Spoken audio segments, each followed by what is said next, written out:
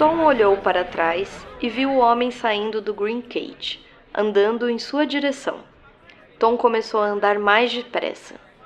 Não havia dúvida de que o homem o estava seguindo.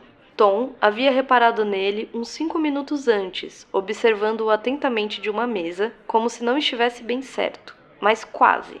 O homem pareceu estar bastante seguro do que via, e Tom terminou seu drink apressadamente, pegou e saiu.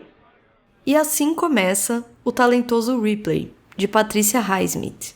Eu sou Gabi Ideale. Eu sou Andréia de Oliveira. E este é o Livros em Cartaz.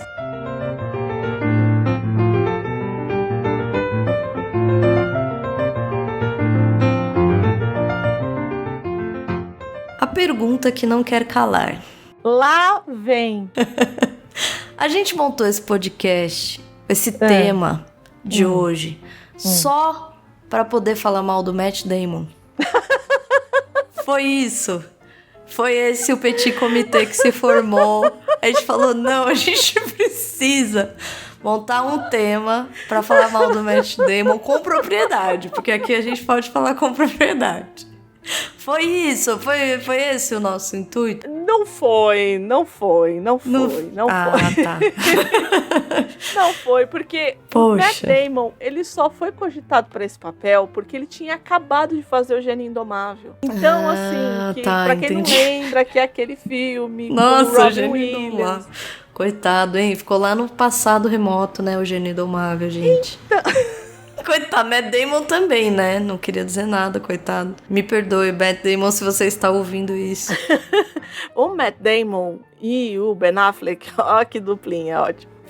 Escreveram o roteiro do Gênio Indomável, né? Enfim, é um puta filme, eu gosto muito do filme e tal. E não era ele que ia fazer o Ripley. Quem o Anthony Minghella queria era o Tom Cruise pra fazer o Ripley. Meu Deus...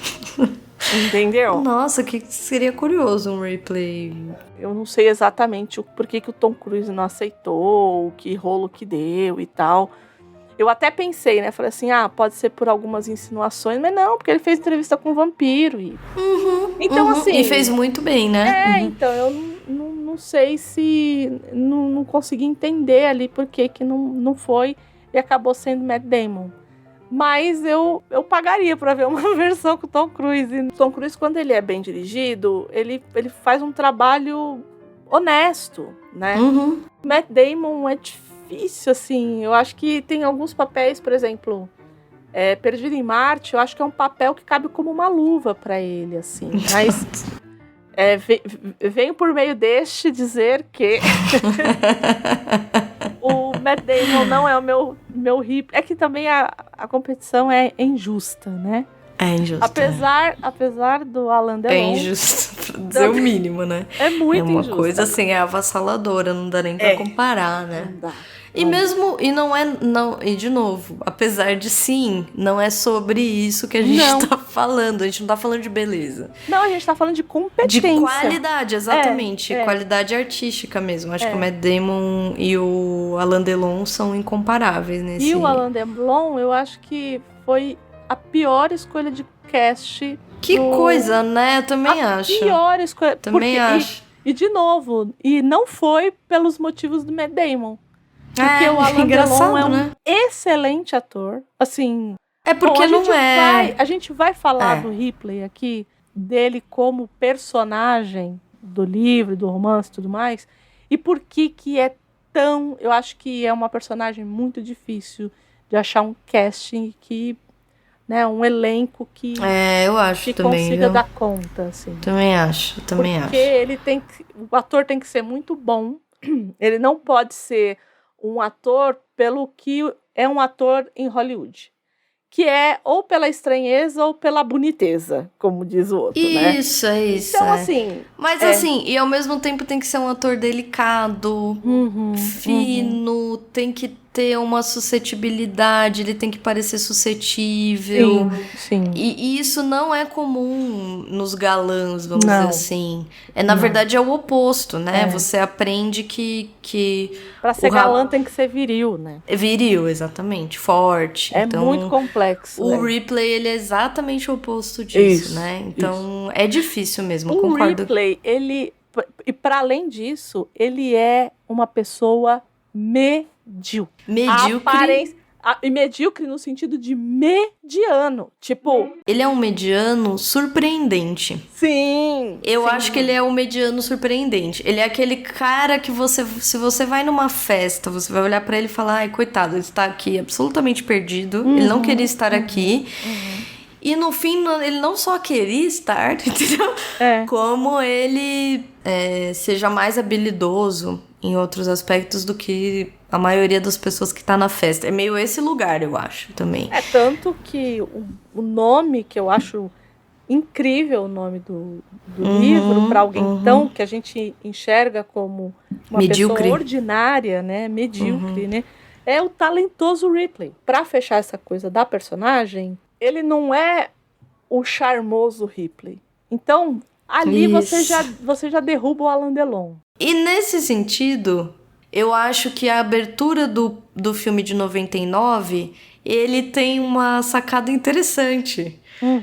Nisso, exatamente, eu vou aproveitar exatamente o que você tá falando, porque para quem assistiu, reassista, porque a primeira cena, quando tá abrindo mesmo o filme, ele coloca o nome do filme com o Matt Damon ao fundo e ele faz uma espécie de uma roleta ali, né? Com vários adjetivos que poderiam ser no lugar de talentoso. Então tem lá charming, intellectual, sei lá, tem várias palavras, vários adjetivos e fica rolando até chegar em talentoso, né? É isso. Eu acho que é isso mesmo. Ele não tem outro adjetivo. Eu acho que ele é talentoso. E justamente talentoso porque ele não é outra coisa. Isso. Ele não é nenhuma das outras coisas. Não é mesmo. Não é que ele simula, ele traz, ele faz uma máscara de algo que ele é. Não, ele não é nada disso. Ele é talentoso, né? Então, também concordo. Gosto do título. Acho que o título é interessante, sim.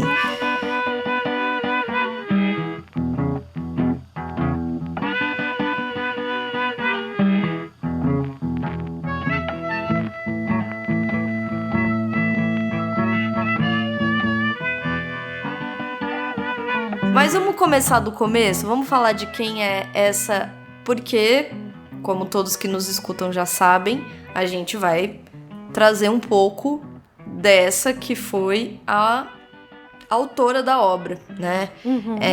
Que é uma figura... peculiar, tá? Peculiar, bom, é um bom adjetivo. Fizemos a nossa roleta aí dos adjetivos e chegamos a peculiar, que é um bom adjetivo para ela. Que é a Patrícia Highsmith. Você leu outras coisas da Patrícia Highsmith? Essa é a sua primeira leitura dela? É a minha primeira leitura dela. Não é uma releitura, é uma leitura. Não, é uma leitura. Eu nunca tinha lido nada dela. Gabi sabe que eu sou uma leitora do século XIX. Então... a característica de Andréia é essa. Se eu quero ler algo por prazer, vai estar ali do século XIX para trás.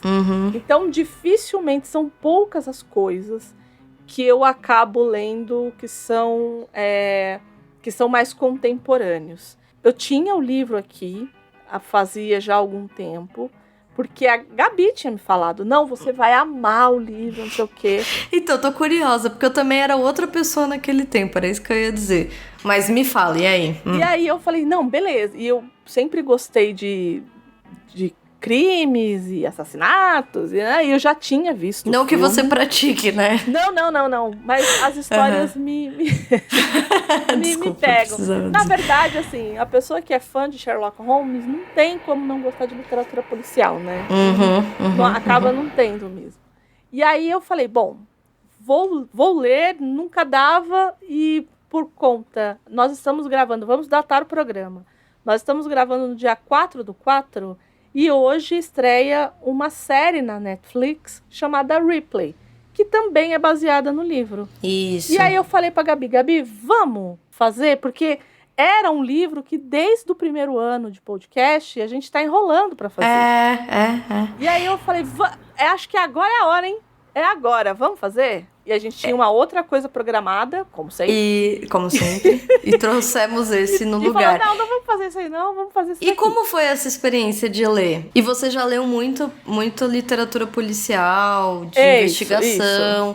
Depois de um tempo, qual que é a grande progressão do que a gente vê na literatura policial, né? Até então, assim, a gente vai pegar os clássicos, Agatha Christie, Doyle, a gente vai pegar o próprio Poe, enfim. A gente vai pegar esses autores clássicos e o que você tem? Você tem um assassinato ou um crime, o detetive vai lá para investigar esse crime. Isso, eu acho que ela tem uma correspondência literária ao que o Hitchcock faz no cinema. Isso, que é muito século XX mesmo. Ele não vai te surpreender com um crime no fim. Ele vai te dizer logo de cara, vai acontecer um crime. É essa pessoa aqui que vai fazer esse crime. E ele não esconde de você o que vai acontecer. E ela tem essa característica, eu acho. No caso do Talentoso Ripley, o que ela faz? Ela faz o que a Fleabag fez na série. Ela coloca a gente na cabeça do Ripley. Então, assim, não é que o Ripley está escrevendo um diário, não.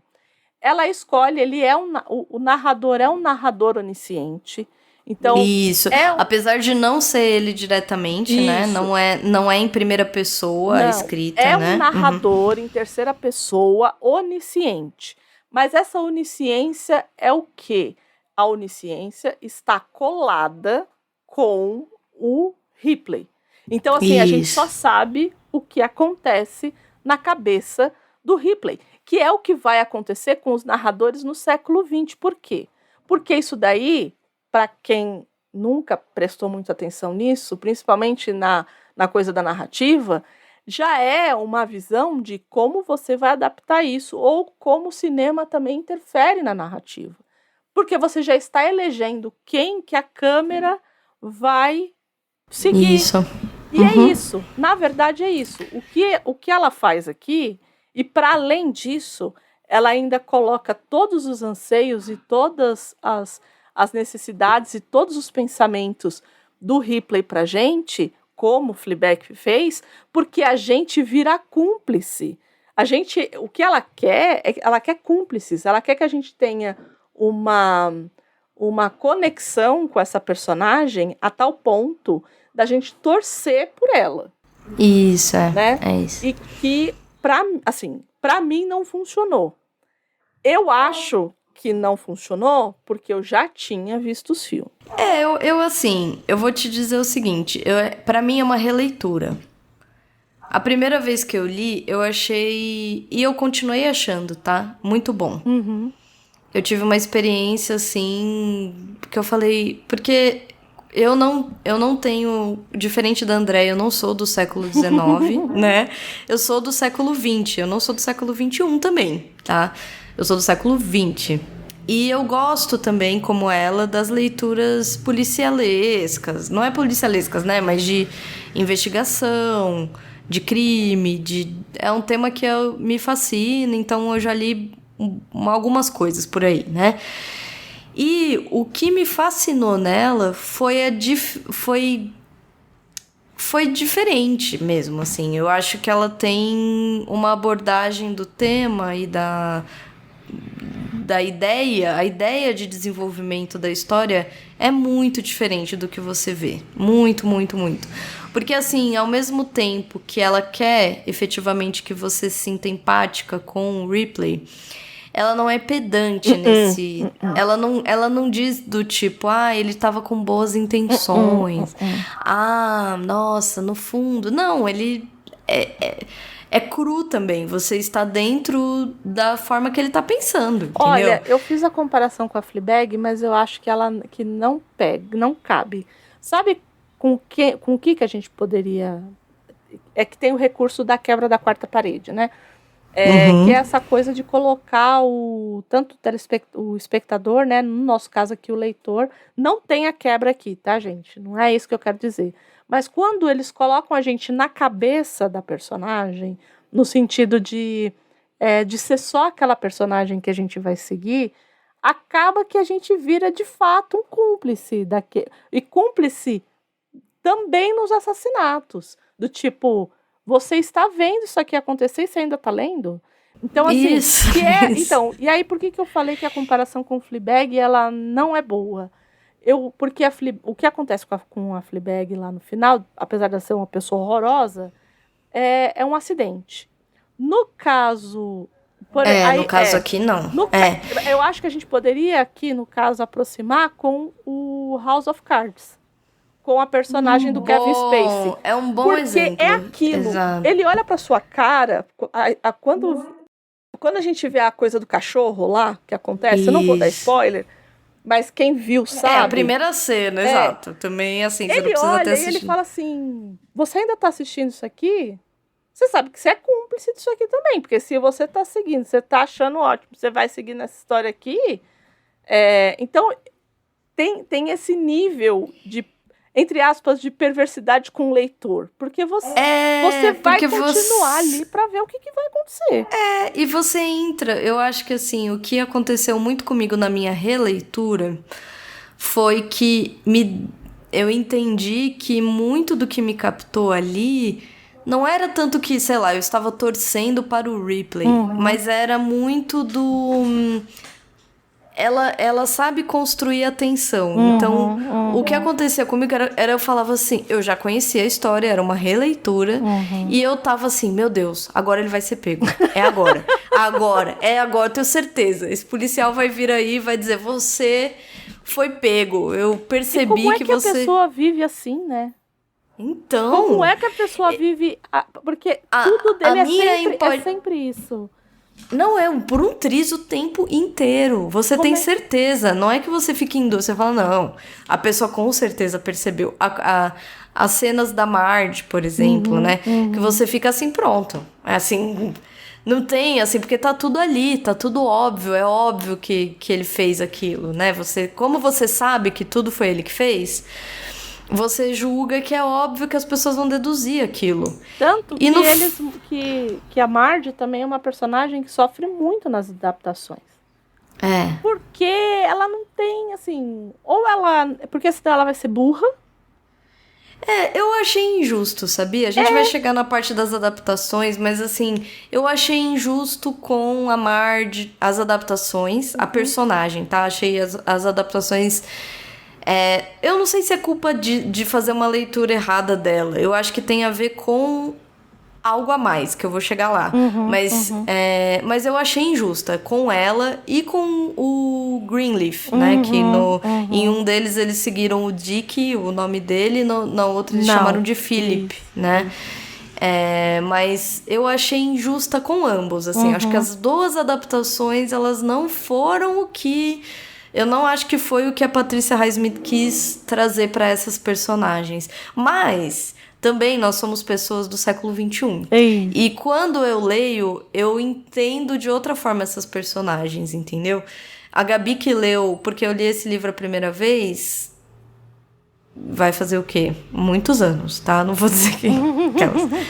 Faz muitos anos, né, André, que eu te disse. Pelo menos, assim, uns 10 anos. 6, uns 10. Eu ia falar isso, entre 6 e 10 anos. 6 não é. Eu posso te garantir. Não, né? Não é mesmo, porque eu tenho um marco na minha vida dos 6 anos. Que de fato não é mesmo. Mas é isso, uns 10 anos. Então, quando eu reli, eu falei, gente... É isso aqui, entendeu? Porque eu acho que tem algo fundamental que aí vai ligar a biografia da Patricia Highsmith, que não tem como não dizer. Ela era lésbica. E ela era uma das pouquíssimas, não sei porque não sei mesmo, mas imagino que ela fosse uma das poucas, se não uma das únicas, a efetivamente viver abertamente como uma pessoa homossexual. Entendi. E não é por isso que a gente falou que ela era uma mulher peculiar. Não! Só pra definitivamente corrigir. Não era por isso. Mas assim, esse traço é importante nesse caso. A gente não tem essa tendência. Eu não tenho, evidentemente, essa tendência, mas eu acho que nesse caso faz muita diferença para a obra. E pelo que eu entendi, apesar de eu não ter lido outras obras dela, faz diferença para outras obras dela também. O fator sexual aqui... Carol é dela, não é? Carol é dela. Então, assim, não é irrelevante, né? Não é um ponto... Ela fazia disso uma temática também, porque não é um fator a mais apenas. É também, mas tem relevância para a narrativa, tem relevância. E eu acho que hoje, olhando, relendo, eu pude perceber mais a relevância, né? Porque eu acho que soma-se a todas as problemáticas em torno da personagem a sexualidade. Eu acho que... E como essa sexualidade era vista naquele momento. Isso, exatamente. Porque o livro, ele é contemporâneo a ela ali, né? Ele também se passa na década de 50. Então, ela escreve na década de 50 e ele se passa na década de 50. Então, de fato, acho que você tem toda a razão. Não só isso, eu não só acho que é central, como eu também acho que o que eu considero que poderia ser melhorado nas adaptações também tem como centralidade isso. Eu acho que é uma falta de interpretar adequadamente algumas circunstâncias para você fazer justiça a algumas personagens, entendeu? Principalmente, não quanto ao Ripley, porque eu acho que nas duas, apesar da questão dos atores que a gente vai falar, eu acho que eles foram bem interpretados. Eu digo assim, a personagem foi bem lida. Sim. Eu acho que os periféricos, né? Eu acho que o entorno todo poderia ter sido feito... Eu não sei como é que vai ser a adaptação. Eu tô curiosa pra minissérie. Porque a gente já tá num outro momento histórico. Porque eu acho que tem a ver com o momento histórico. Eu não acho que tem a ver com... o diretor foi homofóbico. Não acho, tem nada a ver. Eu não acho que tem a ver com isso. Eu acho que tem a ver com o momento histórico. Eu acho que a gente fala de uma leitura diferente da homossexualidade, né? Que interfere. Terem colocado um ator como o Ripley, um homem assumidamente gay, né? Isso. Eu acho que também já muda, é uma outra perspectiva também, né? Porque ele tanto você diz na minissérie, né? Ou você diz em todas? Não, o ator da minissérie. Tá. Ele é gay, o Andrew Scott? Você não sabia? Não, ele parece, absolutamente, mas não sabia que ele era assumido, não sabia que tinha esse... Porque quando saiu o Fleabag, porque ele acendeu um número infinito de fetiches ali, né? E aí, assim, tem um povo que é doido, entendeu? E aí ele falava assim, não é possível. Aquelas cenas que você faz com ela, não é possível. Ele falou assim, então, gente, tem um nome isso, é ator. Chama-se atuar, ator. Entendeu? Foi isso que ele falou. Do tipo, porque excelente. As pessoas chegavam pra ele e falavam assim, não, você não é homossexual. Ele, oi? Ele, não, você não é gay. E ele, como assim? Não, porque aquelas cenas que você faz, ele, então, deixa eu explicar um negócio pra você. Eu trabalho com um negócio que chama interpretar. Eu sou um ator. Mas eu acho que colocá-lo nesse papel, eu acho que ele vai conseguir dar esse tom. Isso, que eu acho que tem a ver com o tom mesmo. Eu não vou dizer, eu sinceramente, tá? Não acho que tem a ver com o lugar do tipo, homofóbico. Não acho que tem nada a ver com isso. Eu acho que tem a ver mesmo com falta de vivência e... mesmo assim, quando eu li o livro a primeira vez, fazia muitos anos que eu tinha visto o filme, o de 99, e eu ainda não tinha visto o filme de 60. Então, eu só tinha a experiência da leitura. E também, né, 10 anos atrás eu era outra pessoa, acho que tem... É a história do livro que quando a gente retorna a ele, nós percebemos outras nuances e tudo. E foi o que aconteceu. Eu acho que eu continuei achando o livro muito diferente dos que eu já tinha lido em relação ao gênero de escrita, sei lá, de mistério, né? O policial, sei lá como que a gente... thriller, como é que a gente chamaria isso? Eu acho muito distinto e me atrai, mas eu acho realmente que o fator da sexualidade tem muita relevância. Para compreender um pouco melhor, não os motivos do Ripley. Na verdade, mas não o Ripley. Não o Ripley, isso, é isso. É que, querendo ou não, você consegue entender por que o Dick deixa ele ficar. Você consegue entender por que ele se insere bem em alguns meios. A história se torna justificável quando você entende isso. Eu acho que colocam essa carga toda nele, nas adaptações. É isso que eu quero dizer. Exatamente isso que eu quero dizer. Porque você esquece que o Dick, por exemplo, ele não é... Porque as duas adaptações montam ele como o hétero garanhão. E ele não é. E ele não é. E não é que ele não seja garanhão, ou ele não... Mas ele não é o hétero garanhão. Ele não é esse padrão que a gente se habituou a ver no cinema ou nas obras culturais em geral, né? Não é esse homem. O Dick, ele não é esse homem. Quando a gente chega junto com o Ripley em Montebello, na Itália, ele fala assim, ela mora aqui com ele? Aí ela mora na outra casa. Então ela não dorme aqui? Então, assim, a gente começa a entender que aquele relacionamento, ele pelo menos do olhar do Dick, ele não é um relacionamento romântico amoroso. Isso, exatamente. Com a Marge, entende? Depois, quando começam as investigações policiais, o Ripley um pouco adota isso do tipo, não era um amor correspondido. Eu acho que quando ela fala que... quando ela vira e fala que o Ripley fala pro Dick que ele é homossexual, e o Dick fica louco e ele, pelo menos na minha tradução, ele tá assim, eu não sei como é que tá na sua, mas na minha tradução tá assim, eu não sou bicha. Isso, na minha também. Eu não sou do tipo, ele tá falando, eu não sou. Não é assim, o problema do Dick não era assim, olha, você é. Ele falava assim, eu não sou. Exatamente. Né, do tipo... Isso, é o típico momento que a pessoa se defende, né? É muito... o famoso só quem viveu sabe, entendeu? Porque é muito clássico, assim. Então, quando você tem algumas vivências, você fala, gente, é nítido o que tá acontecendo, né? E eu não tô dizendo que ele é gay, isso não é também relevante, mas eu digo assim, é um ambiente muito mais aberto e receptivo a esse jovem gay. Sim. Entendeu? Ele só se fixa ali porque essa tensão sexual, ela existe nitidamente e é recíproca. Ela não é inventada da cabeça dele. Ele não é um homem hétero que um cara gay se espelha e queria ser. Não é isso. Essa leitura do Ripley não é a leitura. Não é que ele queria ser um homem hétero pegador de mulheres. Isso não é essa leitura. Existe uma tensão sexual entre essas duas personagens.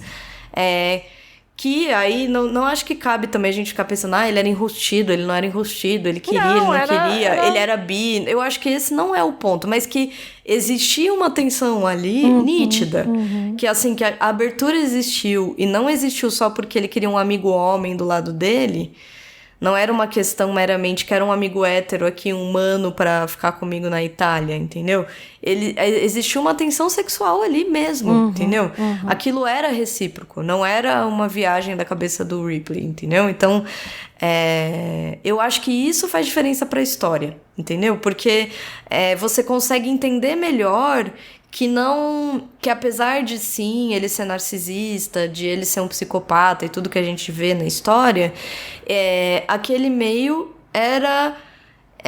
ele era fértil, aquilo não era um delírio só da cabeça dele, do tipo... Apesar da gente sempre ter um pé atrás, porque o narrador não é confiável. Por causa do narrador, exatamente. Né? Mas assim, os sinais, pelo menos é isso, acho que no século XXI a gente já tem... Quem não é gay, quem não é bi, quem não é homossexual ou bissexual, tem amigos, viveu, viu, etc. Tudo isso que tá no livro é muito comum pra gente hoje em dia. Então, assim, você vê o Dick, que como o André falou, quando ele descobre, ele diz, não...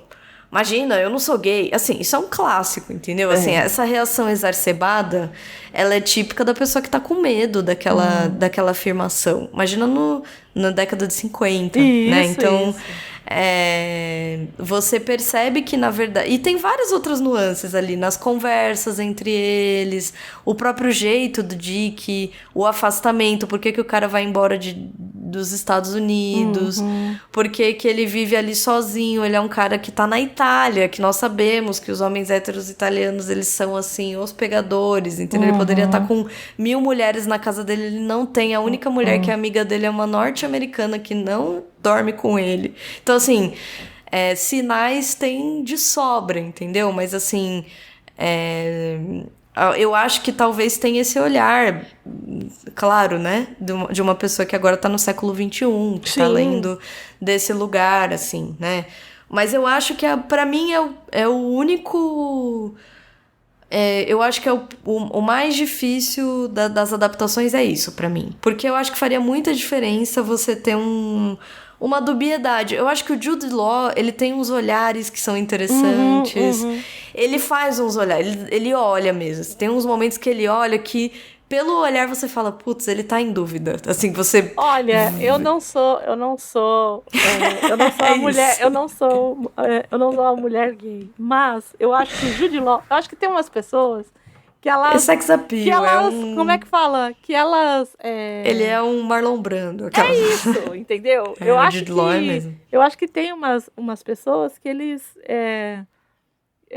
não tem o pessoal que fala assim, tem gente que testa a heterossexualidade de pessoas. O Jude Law, eu acho que... Porque é impossível, gente. É impossível. E ele tá mesmo, concordo. Ele tá mesmo. Dá um e natural, né? Ele parece à vontade no filme, mas né? ele é um ator... Eu acho que, por ele ser muito bonito, eu acho que ele foi muito subestimado. Então, porque eu acho ele um excelente ator. Eu também acho. Por exemplo, nesse filme, eu acho ele muito bom. Tanto que, assim, ele morre no meio do filme. Mas, assim, ele tem uma carga no filme que você acompanha ele até o fim do filme, né? O filme termina... Até a presença dele ali, né? Até a presença dele indireta tá ali. Mas, assim, ele... Foi bom reassistir o filme por isso também. Porque, assim, eu não tinha essa memória desses olhares. E ele tem olhares. Tem momentos que você fala assim, putz, ele... não sei se era a intenção, mas parece que era a intenção de você olhar e falar, não, ele cogita, entendeu? Ele tem algo nele que oscila mesmo, que tem uma espécie de curiosidade ou atração, ou tem algo, é leve ali, tá na nuance só do olhar, mas tá assim. Não é só o brother, né? Não é, mas não é mesmo, assim. Mas ainda assim, eu acho que o filme peca em colocar ele como um pegador. Ah, sim. Em colocar ele como garanhão, o cara que... E dá um relacionamento com a Marge, né, pra ele. Os dois filmes dão. Desde o começo, porque no livro, a impressão que me dá é que o Ripley usa... que também é muito comum no meio gay, que talvez hoje não seja mais, porque a gente tá numa sociedade, espero eu, cada vez mais aberta a isso, mas é comum usar, né? Do tipo, é conveniente você dizer que eles tinham um caso, porque ele efetivamente quer se desvencilhar de ter sido o assassino dele, de que alguém pense que eles tivessem um caso gay, né? Os dois. Então, a impressão que me dá no livro é que ele acata isso. Chega uma hora que ele vira e fala, é mesmo. O Dick nunca ia casar com a Marge. Ela estava nitidamente apaixonada, mas ele disse várias vezes que ele não ia casar com ela. E assim, na primeira metade, você não vê ele falando, Dick, você vai casar com ela. Eles não têm essa conversa, não existe essa conversa. Eles são amigos. Tem aquela cena que ele vai até a casa dela e... né, eles fazem as pazes e tem ali uma espécie de um beijo, mas ele diz que é um beijo no ombro, né, no joelho, eu não lembro agora, mas não é nem na bochecha, assim, sei lá, um beijo no ombro, é uma coisa assim. Eles não estão transando, não tem uma cena de sexo que ele pegou ela e transou com ela. Apesar dos ciúmes dele, né? apesar dele estar nitidamente inflamado, né?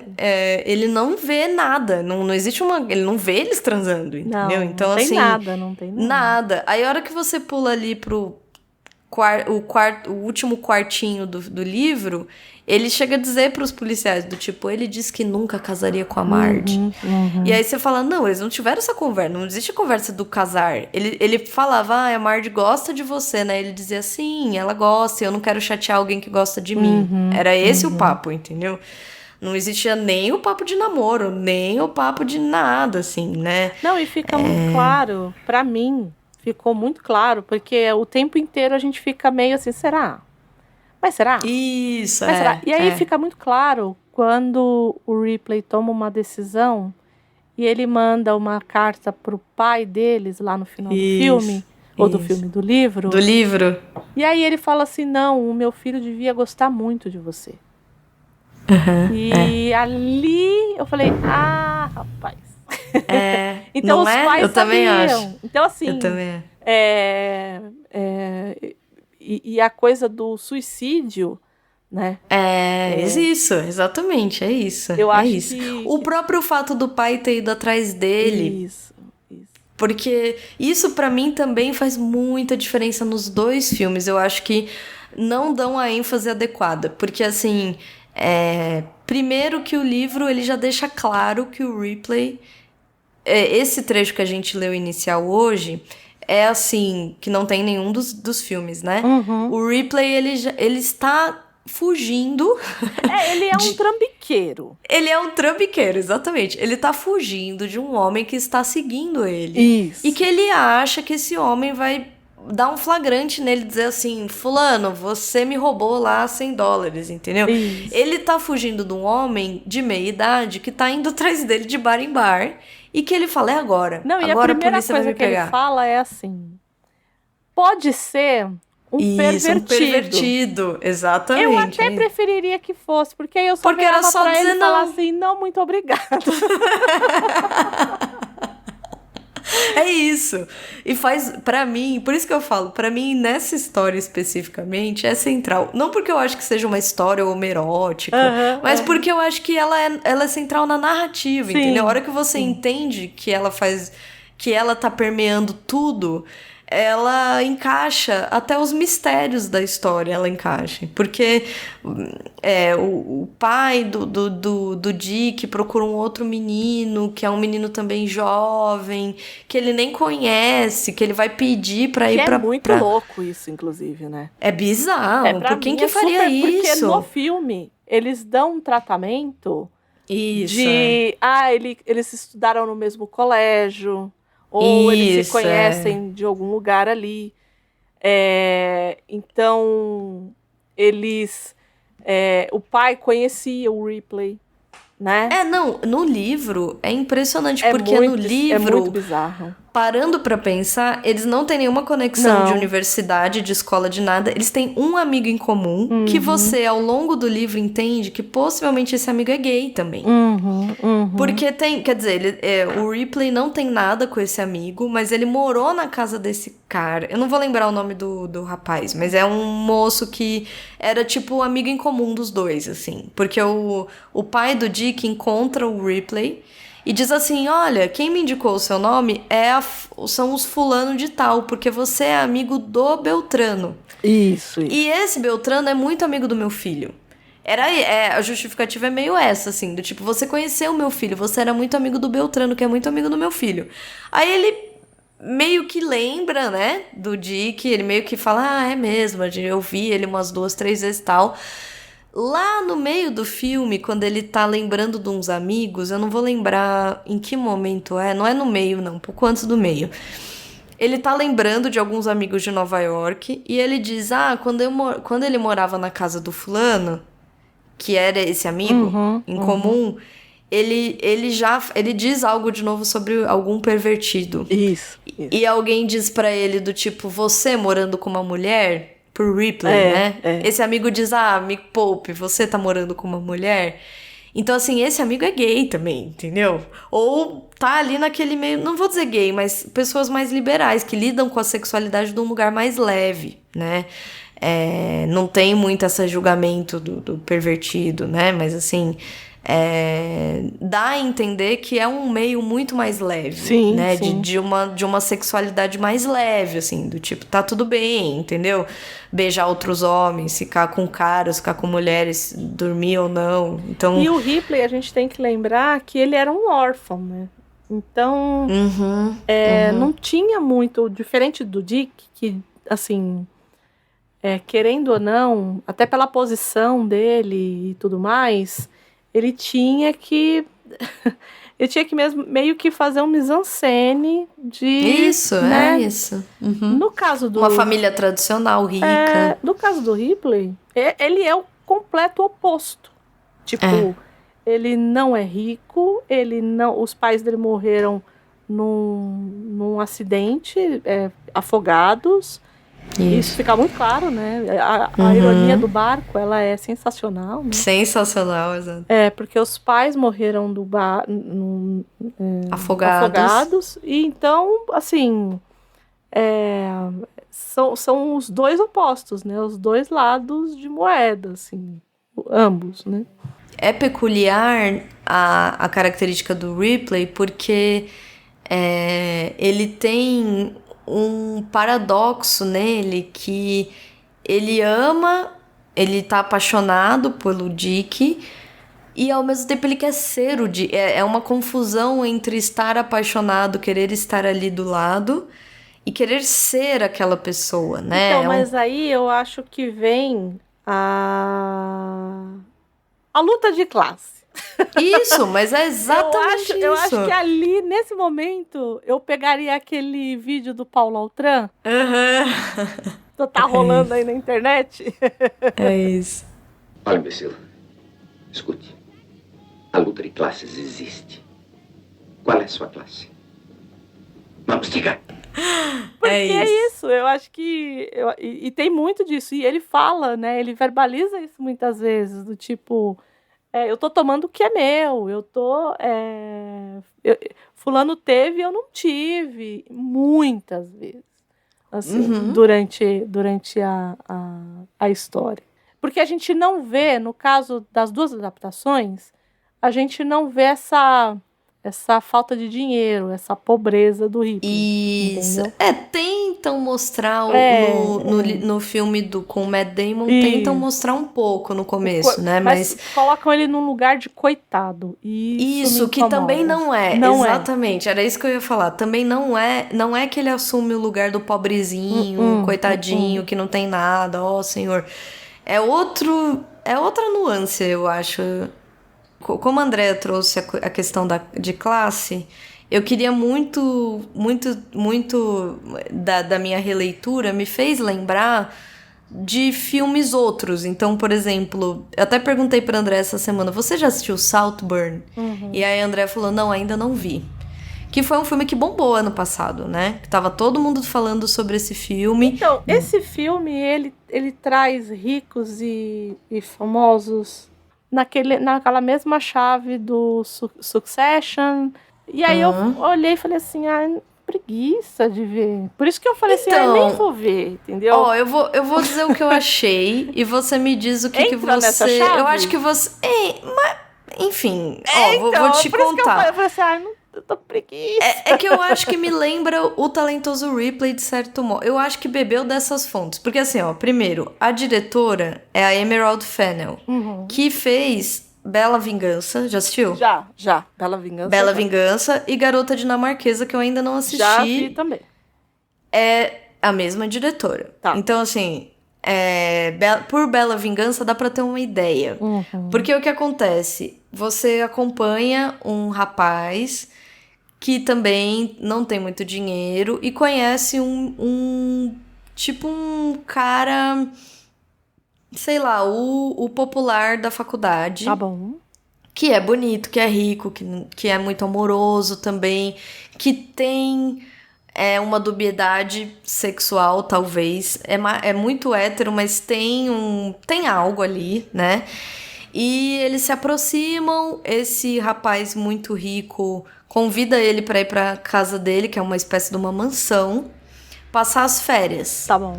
E ele mente também, o menino. O menino mente, diz, que eu sou um órfão. Você percebe pela história que ele não é, mas ele mente dizendo que ele é. Ele conta uma história meio comovente.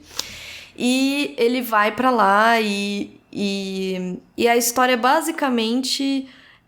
eu não quero dar spoiler pra você, porque eu acho que se um dia você quiser assistir, talvez seja importante você não ter esses spoilers. Mas ele é um filme... Diferente do Talentoso Ripley, eu acho que tem a ver também com o período que ele foi pensado, filmado e tal. Ele é pesado. Eu acho que ele é até grosseiro na forma... Ele tem uma direção de arte esplêndida, ele é bonito de você assistir. Eu acho ele meio gótico em alguns momentos. Tem uma das cenas que me lembrou... Ai, como é que é o nome? Me lembrou Drácula. Tá. Mas qual é o Drácula de Bram Stoker, eu acho? Que ele... É o Drácula de Bram Stoker? Eu confundo os Dráculas que eu já assisti. Que ele seduz uma mulher e ele leva ela pro meio de um jardim. O de Bram Stoker. É o Drácula de Bram Stoker. É a Lucy, Isso, a Lucy, exatamente a Lucy. Eu não lembrava o nome da personagem, mas é exatamente... Tem uma das cenas que lembra o Drácula. Só que ele é muito exagerado, muito pesado, entendeu? Então, assim, eu acho que ficou uma combinação que ficou meio grotesca, mas assim, em alguns momentos. Mas pesado em que sentido? Pesado no sentido sexual? Pesado... Não, ele é pesado no sentido violento, eu acho. Tá. Eu acho que ele pesa a mão na violência, não na violência, no gore. Não no gore, entendeu? Não mas é o em violento... todo tipo de violência. Isso, ele é muito imagético. Ele é violento, a imagem é violenta, entendeu? Entendi. Porque no Talentoso Ripley, você percebe que ele tem uma obsessão pelo Dick. Você percebe que tem uma paixão e uma violência e um mix dessa luta de classe, dessa maluquice que tá dentro desse personagem, mas é sutil. As cenas mesmo dos dois filmes em que ele quer ser que você percebe uma vontade dele de tomar esse papel do Dick, ela é uma cena que fala por imagens, né? Ela é uma cena leve, assim. Então você vê o Matt Damon e o Jude Law pelo reflexo do trem, né? Aquela cena do trem que ele tá meio dormindo e você percebe o Matt Damon no reflexo do vidro se contrapondo com ele encosta e sente o cheiro do Dick, né? Tem esse momento, mas é leve. O Saltburn sim, eu tô sendo boazinha até em dizer que é pesado. É muito pesado, entendeu? Tem umas cenas que você fala, amor, eu não precisava disso tudo, entendeu? Metade dessa cena resolvia a gente conseguir entender o que tá acontecendo aqui. Entendi. E o Saltburn, eu acho que ele tenta... que eu acho que não precisava, mas ele tenta te dar uma surpresa, entendeu? Ele tenta falar... Ele vai liberando informações aos poucos. Só que, assim, pra quem já assistiu outros filmes, tipo mesmo o próprio Talentoso Ripley, você logo, desde o começo, você sabe o que ele quer. Óbvio, não é a primeira página, mas assim... sei lá, o segundo capítulo, o terceiro capítulo, que ele começa a dizer do tipo... a minha principal missão era fazer o Dick gostar de mim. Isso. E você vai entendendo que tem uma vontade que ainda não tá muito definida na cabeça dele, mas que não é uma vontade muito boazinha, não. Você percebe que ele tem uma intenção... mesmo porque ele tem um comportamento extremamente narcisista. Então ele precisa que as pessoas gostem dele o tempo inteiro. Isso, sim. Né? E ele está... a impressão que a gente tem, e isso, pelo menos na minha tradução, era muito comum ter assim, como um ator, a minha representação, o meu papel, era como se ele se visse de fora e sempre estar representando alguma coisa. Engraçado, a minha tradução não tem, mas eu acho uma boa escolha de tradução, porque é isso mesmo, né? Ele finge o tempo todo, assim, pro pai do Dick, né? Logo no comecinho. Você já sabe que ele é um estelionatário, então você já sabe que ele está mentindo para outras pessoas por outros motivos, né? Que ele já tem um histórico de estelionato. Uhum. Então, assim, não é um mistério. Você sabe que aquela pessoa tem questões que ela vai trazer. Ela não é uma pessoa boazinha. Isso. Né? A gente já sabe. E que é isso. E dá uma impressão de que o mundo é bom com essa pessoa. Porque ele dá uma sorte, o tempo inteiro ele dá sorte, né? Então, agora o Saltburn, não, ele vai... Você percebe porque a pessoa que já viu outras coisas, viu filmes como o próprio talentoso Ripley, você já fica, né, parece que ele tá mentindo, exato, tá mentindo, ele tá indo aí com outra intenção, só que o filme tenta fazer você cair tenta fazer, é aqui o plot twist. Você fala, amor, eu já sabia desse plot twist assim, né? Não precisava, não é um plot twist. Pra quem, né? Isso, eu acho que não precisava do plot, né? Do montar, porque tem um... não quero dar spoiler pra você, mas tem um momento que vira, entendeu? Que você vira e fala, tá, entendi. Então, na verdade, é uma mentira, entendeu? Aí você fala, tipo, não precisava, você já tinha percebido que era uma mentira, né? E me lembrei também do classicão do Pasolini, que é o Teorema. Você já assistiu o Teorema? Já. Teorema é aquela coisa do jovem que chega na família burguesa e através do sexo, porque no Teorema é sexo mesmo, ele desconjunta a família inteira. Inteira, gente, é inteira. É assim... É o pai, é a mãe, é a filha, é o filho, é a empregada. É todo mundo da casa, né? Ele transa com todas as pessoas da casa. E todas essas pessoas, através dessa interação com ele, criam uma minhoca na cabeça de que tem algum problema existencial acontecendo. Essas pessoas começam a questionar quem elas são... O que está acontecendo ali. E todas elas são captadas por essa figura, que no filme é bem enigmática, né? Mas que você percebe que tem um papel de questionar essa família burguesa também, né? Tem o lugar do questionamento da classe, eu acho. Muito forte, né? E eu acho que esse filme, essa obra, o filme, que eu acho... Eu acho que essa obra traz... Óbvio, tá, gente? Não tô dizendo que foi um... eu não acho que foi como fala? Uma inspiração, eu não gosto muito desse termo, mas não acho que tem... Mas eu acho que tá aí, entendeu? Eu acho que dialoga um pouco que nem... tem uns trechos do livro que me fez lembrar... Olha que coisa esquisita. Depois que eu fui ver sobre a Patricia Highsmith, eu percebi que não era tão coisa da minha cabeça. Que eu achei que me lembrou... Crime e Castigo. Sim.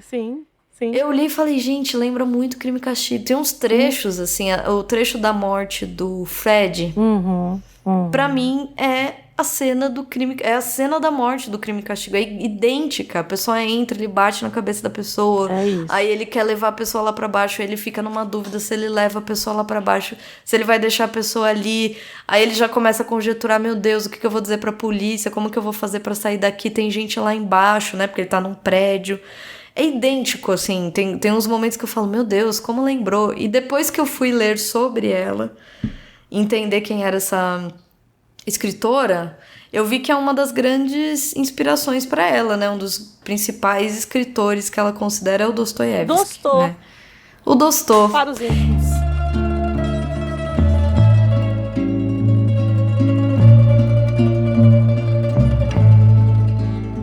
Como a gente já tá falando do livro, acho que é importante a gente dar um resumão para quem não leu. Importante. Ou para quem acha que não vai ler, eu aconselho que leiam, né? Eu também. Por mais que escutem. É leve, É leve, é tranquilo de ler, tem poucas páginas. Ela escreve muito bem. Não escreve... Isso eu ia te perguntar. Você não achou que ela escreve bem?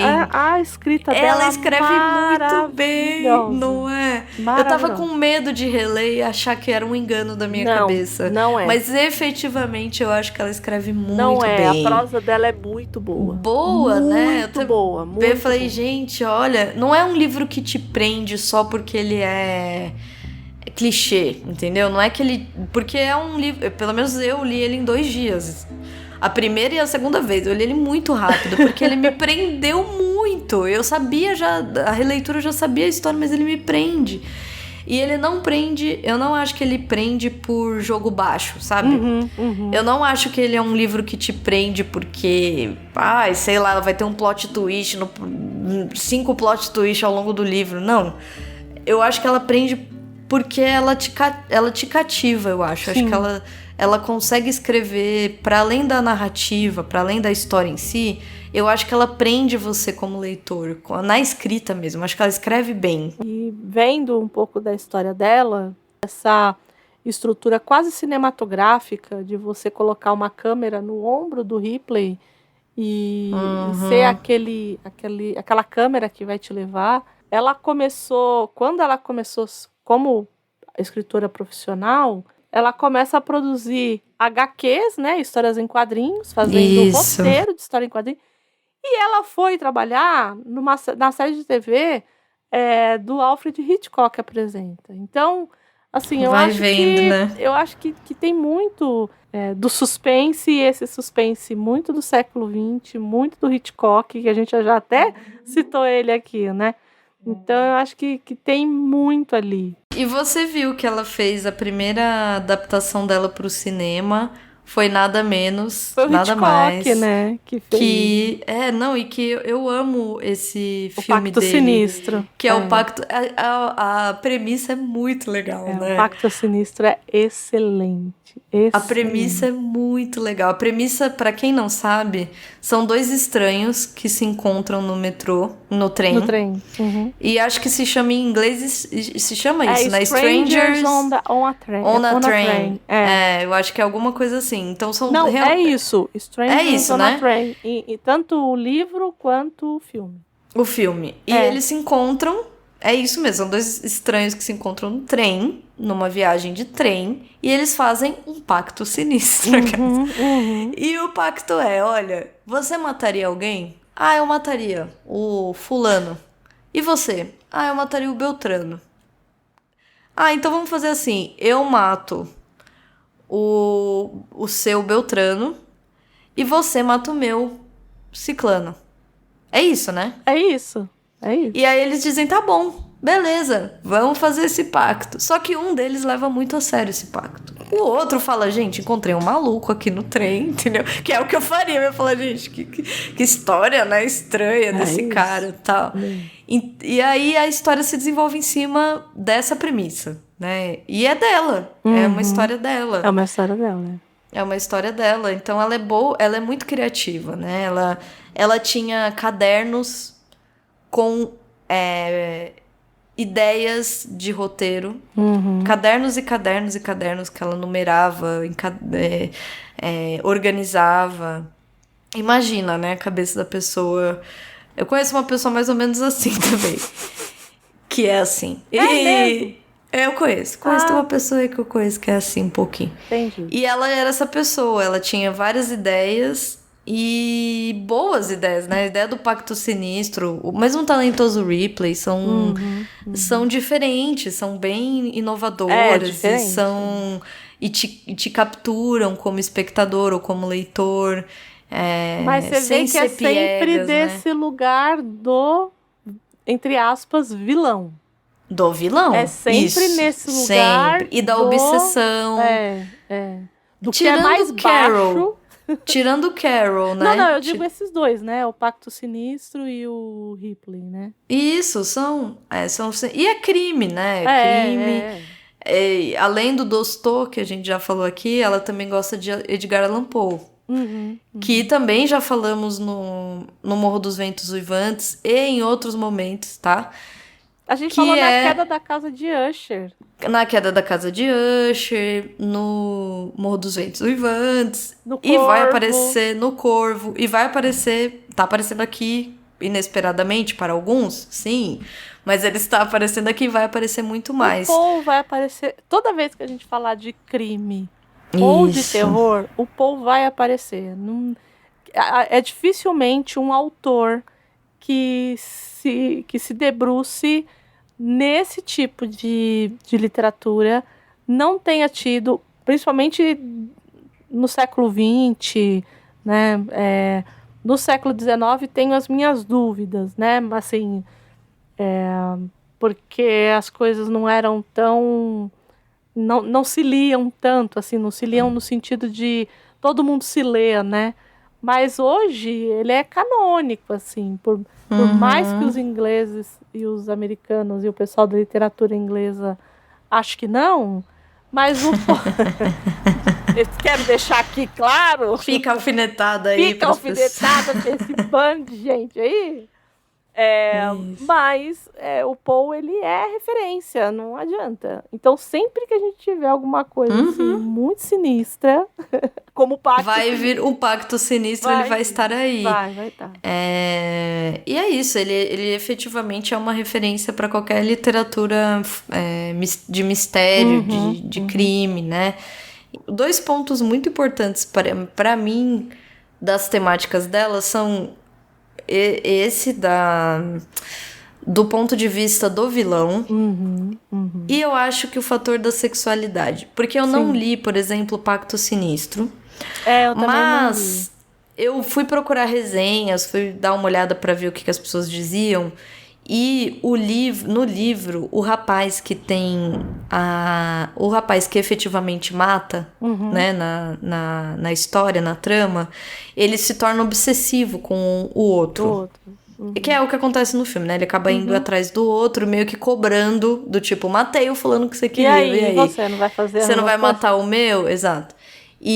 Só que no livro, isso se dá de um ponto de vista homoerótico também. Ele desenvolve uma espécie de obsessão homoerótica pelo rapaz. Então, assim, Entendi. eu tendo a crer que a temática homoerótica é presente também. Que tem um papel relevante para as tramas dela, entendeu? Entendi. E eu gosto disso. Eu acho que é uma forma de tratar o tema de uma maneira justa, entendeu?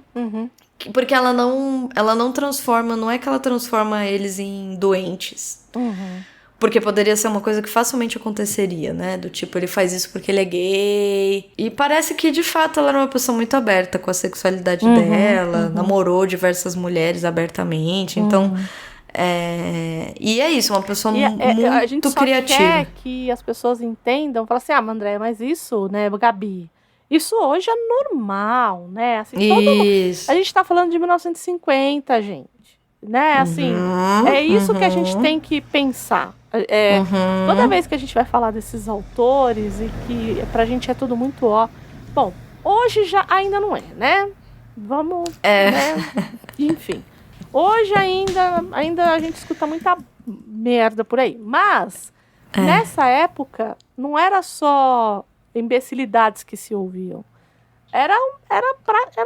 Não era só um tabu, era uma doença, entendeu? Era um negócio assim, ela usa a palavra horroroso. pervertido em vários momentos. É isso.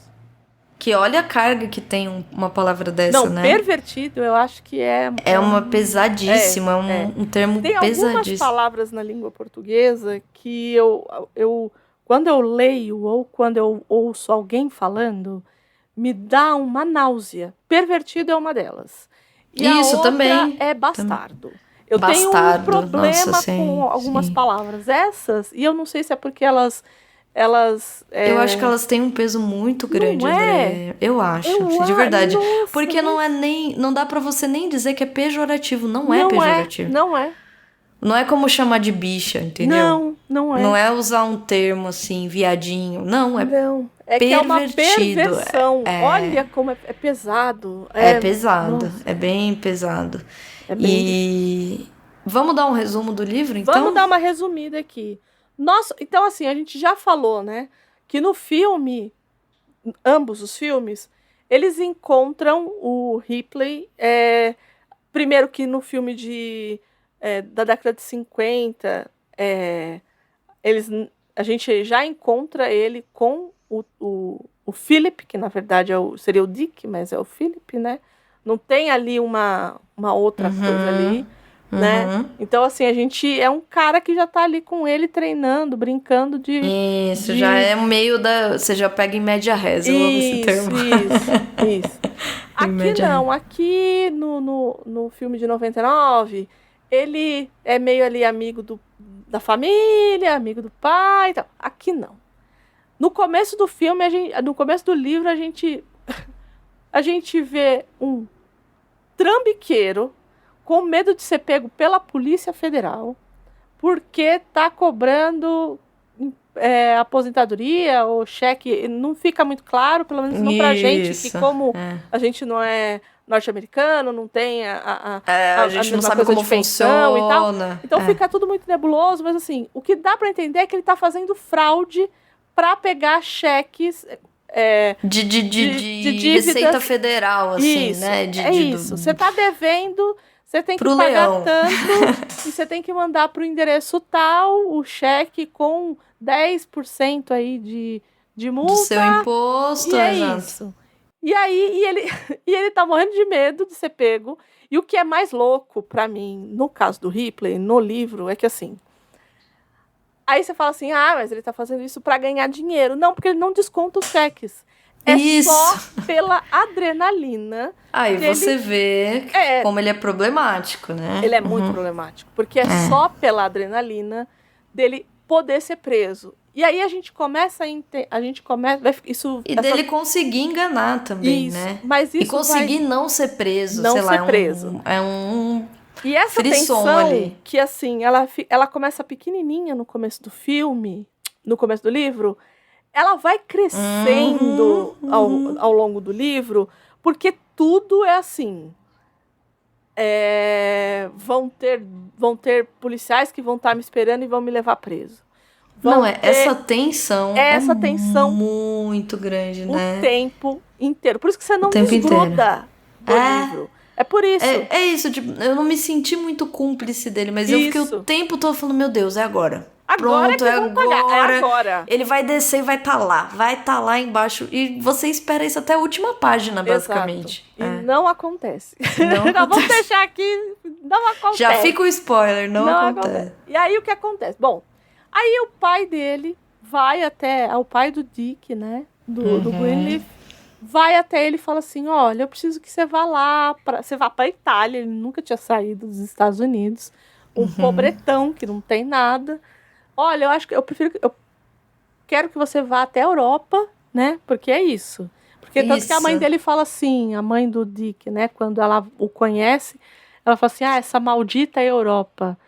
Porque o Dick fica na Europa, né, o tempo inteiro lá, sendo rico, me lembrou muito o Fitzgerald. O Grande Gatsby, que é essa coisa assim, somos todos ricos, estamos aqui todos sendo ricos juntos na Europa, né? É total isso. E aí ele fala assim, não, eu vou mandar você pra Europa pra trazer esse menino de volta, que eu quero ele de volta aqui.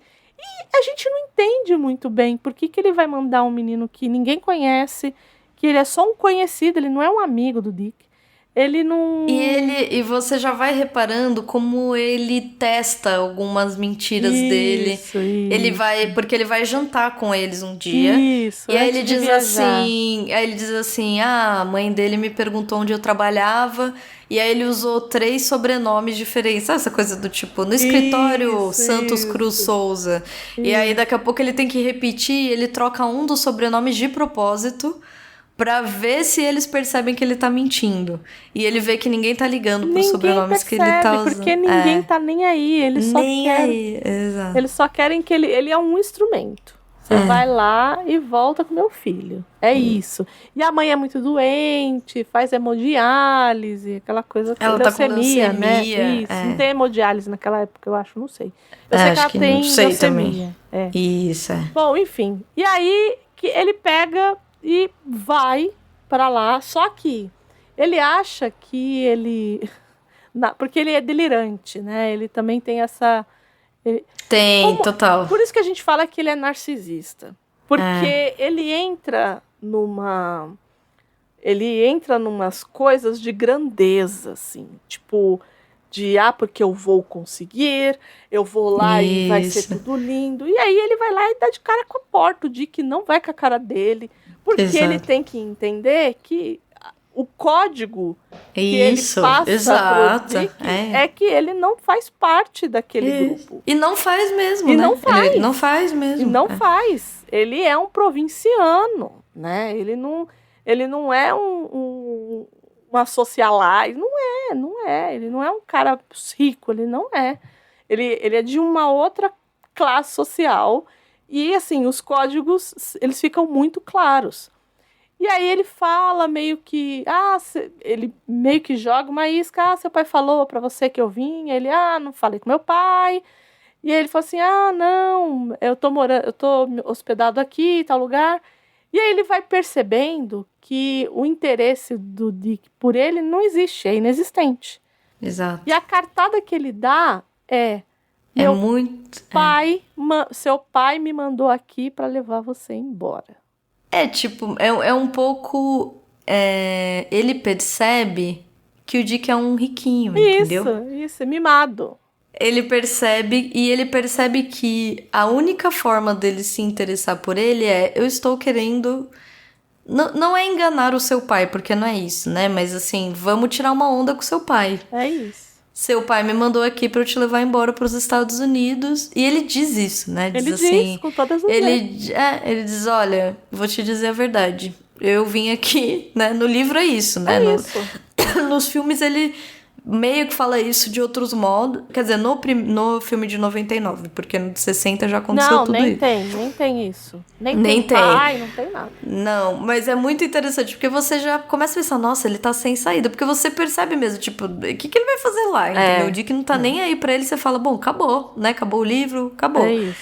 E aí a cartada que ele dá é a que ele percebe quem é o Dick, né? Eu acho que é isso, assim, ele um pouco entende o que vai fazer, o que pode ser, porque pode ser que não também, né? Mas... E é aquela coisa também, até onde o meu pai, entre aspas, desceu pra me ter de volta. Ele mandou um garoto aqui. Isso, é isso. Entendeu o que eu quero dizer? É claro. Porque é isso. Até onde meu pai... então meu pai tá... Porque a impressão que dá é que é um cabo de guerra mesmo. Entre esse pai que quer que ele volte, enfim... E ele que não quer, que ele tá pintando umas pinturas medíocres, horrorosas. É isso, né? Ridículas. É o que você falou, sendo ricos juntos, Sendo ricos juntos, é isso, entendeu? E aí ele, aí viram melhores amigos, né? Viram melhores amigos. E ele fala assim, não, você não vai ficar aqui nesse hotelzinho, você vai se hospedar na minha casa. Então ele vai pra casa do Dick pra ficar lá e tal. Bom, nessa história, eles andam juntos, eles passeiam juntos. E o Tom Ripley, né? Ele vai entendendo o que é essa vida, né? Então ele meio que assim, é claro que existe um encantamento pelo Dick, mas tem esse encantamento pela vida que ele leva. Porque, assim, eles não têm absolutamente nenhuma preocupação. Não, nenhuma mesmo. Eles vivem, assim, é praia, é velejar, os melhores restaurantes. E o Tom, ele é essa pessoa das comidas, dos melhores restaurantes. Ele vai se tornando essa pessoa. E aí, num determinado momento, que é quando o Dick começa a se afastar muito da Marge, que, como a gente falou, não mora com o Dick, mora numa casa perto ali, e ela tá ali para escrever um livro. Ela é uma escritora, ela é uma pretensa escritora, então tá ali para escrever um livro e tudo mais. E ela meio que vai se sentindo escanteada, porque só os dois estão andando junto, tal, até o momento que ela vira e fala assim, olha, eu acho que o Tom é gay.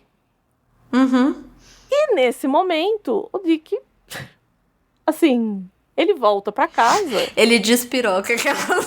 Enfurecido. Ele fala assim, tá, ele é Usar um gay, ele termo tá ótimo. achando o quê, né? Só que o Tom, que já tava doido de ciúmes, porque ele viu a Marge, né? O Dick foi E, ver a gente, vou Marge, dizer que mas... isso é super comum, Andréia. É super comum. É. Uhum. Porque as pessoas se aproximam e tudo mais, e aí sempre tem a outra terceira que vai dizer, então, fulano de tal é gay? Não sei se você percebeu. Ué? Fulano Mas de tal é que... Porque, assim, uma coisa, no caso da Marge ali... Não sei hoje em dia, tô dizendo assim, já vivi isso como uma adolescente homossexual, entendeu? Então, é isso que eu quero dizer. porque, Eu não sabia nem que eu era, mas isso aconteceu exatamente do mesmo jeito comigo, entendeu? Então, assim, tenho vários amigos que viram exatamente... É muito comum, entendeu? Porque você... porque é amigo, mas não é amigo, entendeu? Porque é essa nuance ali, entendeu? Eles são amigos, não acontece nada entre os dois. Nada. O livro inteiro, o filme, a história, não tem nada entre os dois. Mas é uma situação, assim, que você percebe que tem. Atenção sexual, né? E aí quem não tá dentro percebe. E aí, em geral, vira e fala, geralmente, pra pessoa que é mais hétero, né? Do tipo, você não tá vendo? Essa amizade aí não é só uma amizade. Vai dizer justamente... E aí a pessoa reage exatamente como o Dick reage, que é tipo, eu não sou. Se ele isso é um problema dele. Problema dele. Eu não sou, entendeu? É curioso, porque... eu acho curioso, porque eu nunca... É que a minha vida é muito curiosa, porque eu só andava com homem, então... Então, mas você não é gay, é isso que eu tô dizendo, porque você não teve esse tipo de situação, que é muito comum, que é você vir porque quando você ainda não se conhece, isso em geral costuma acontecer quando você é muito jovem, né? Sim. Você ainda não sabe que aquilo é uma atração, ou até sabe, mas você ainda não encarou aquilo, então é uma amizade, entendeu? Entendi. Só que é uma amizade diferente mesmo. Hoje eu sei, virando... É tipo uma paixonite que a gente... É nítido, é um crush, né? Gente. A gente pode dizer, eu acho que eu tô gostando do fulano. Né? Isso, exatamente. É isso. As meninas ou os meninos que gostavam de outras pessoas do mesmo sexo, vamos dizer assim, elas não podiam dizer. Então, assim, virava uma amizade, só que era uma amizade diferente. Entendi. Entendeu? E aí, as pessoas ali, até as envolvidas, eles não se tocam, entendeu? Então, Entendi. e aí, alguém de fora, chega uma hora que alguém de fora... Teve um filme lindo também ano passado que fez muito sucesso, chama Close. Não sei se chegou a ver. Não. Ganhou uns prêmiozinhos por aí. Ele é francês, o filme. Só que é a história de 2 menininhos. Menininhos mesmo, assim. Sei lá, deve ter 13 anos, 12 anos. E aí é uma ficção, né? Mas é isso que acontece. Eles são muito amigos, muito amigos. Você até percebe assistindo o filme que pode ser que tenha, pode ser que não. Mas pode ser que tenha uma espécie de um interesse ali muito... inocente mesmo, né? De uma atração que é um pouco além da amizade entre os dois. Mas eles são meninos, muito jovens, né? Eles não tem essa... Não existe ali um entendimento, né? Isso, não existe um entendimento. Só que as pessoas ao redor começam a dizer deles, entendeu? Então isso é muito comum, é muito, muito comum. Então, acho que todo jovem dos anos 90 aí que se descobriu gay depois viveu algo ou algo parecido. É bem comum. É curioso, porque, assim... Porque pra mim ali, olha como a vivência, né? Pra mim ali, essa cartada que a Marge deu, por mais que ela percebesse isso, era meio que uma dor de cotovelo, entendeu? Eu acho que era também, sim. Porque, assim, pra mim era isso, né? No lugar de uma mulher que tá apaixonada... Enciumada, né? Eu entendi... Naquele momento, eu entendi assim. Eu falei assim... Olha só que danada. Tipo, ela foi. Não, eu acho que lugar. tem também. Eu acho que tem também. Eu acho que a motivação me pareceu essa dela também. Entendi. Mas eu acho que ao mesmo tempo. É isso, é uma nuance. Não é que a Patrícia Reis me escreve isso, tá? Mas pra mim é isso que aconteceu. Eu acho que talvez pela o que você deve ter encarado foi por conta da reação do Dick. Isso, tipo, eu mas não sou. Não. Não, é assim, só quem viveu sabe, entendeu? Né? A hora que você Então. lê, você fala, ih, amor, pelo amor de Deus, quantas pessoas eu vi fazendo isso, entendeu? É assim, a rodo, isso assim, qualquer jovem, eu acho, né? Eu não conheci alguém que ainda não passou por isso, mas se você foi ou enfim, uma pessoa jovem que teve a sua sexualidade questionada em algum momento, você passou por exatamente uma situação assim, entendeu? Entendi. Que é alguém de fora vir dizer que aquela amizade não é normal e a pessoa reagir desse lugar, que é um lugar tipo, não, isso jamais. É muito curioso, porque assim, a minha já foi questionada várias vezes. Então, mas você não é. Você Então, ficou enciumada? Não ficou. Então, mas muito nesse lugar do tipo, por conta da forma de vida que eu vivo, de, né?